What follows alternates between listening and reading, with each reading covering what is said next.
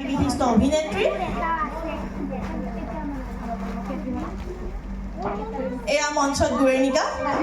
এয়া নৱাগত অভিনেত্ৰী কেইবাখনো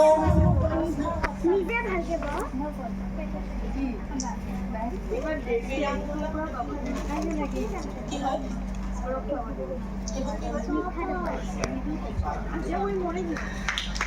কেইবাখনো শ্বৰ্ট ফিল্মত কাম কৰি আছে নামকেইটা কৈছে মই অলৰেডি নাজানো নামকেইটা গতিকে মই গুৰেণিকাৰ নিজৰ মুখেৰে সেই নামকেইটাৰ বিষয়ে জানিবলৈ চেষ্টা কৰিম কি নতুন অভিনয় কৰি আছে আৰু আমি কেতিয়া সেইখিনি চাবলৈ পাম কোনটো চেনেলত চাবলৈ পাম নমস্কাৰ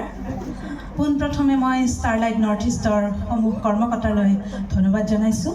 মোক এই অনুষ্ঠানত আমন্ত্ৰণ কৰি অনাৰ বাবে আৰু স্পেচিয়েলি জোনমণি বাক মই লগ পাইছিলোঁ অৰূপ কাকতিৰ ফটোশ্বুট এটাত বেছি দিনৰ চিনাকিও নহয় আমাৰ কিন্তু অলপ দিনতে বায়ে মোক ইমান আপোন কৰি লৈছে মই মানে ভাবিব নোৱাৰোঁ মানে যেন মই বাৰ নিজৰে ভণ্টি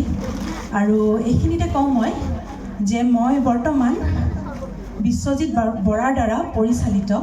বীৰাংগনা সতী সাধনী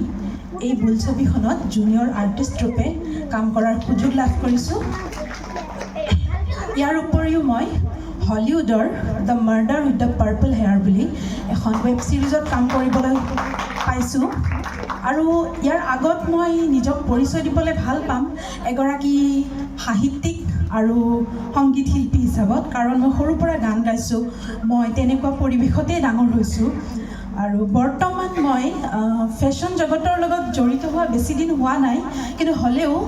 শিল্পীসকলে যিহেতু শিল্প ভাল পায় গতিকে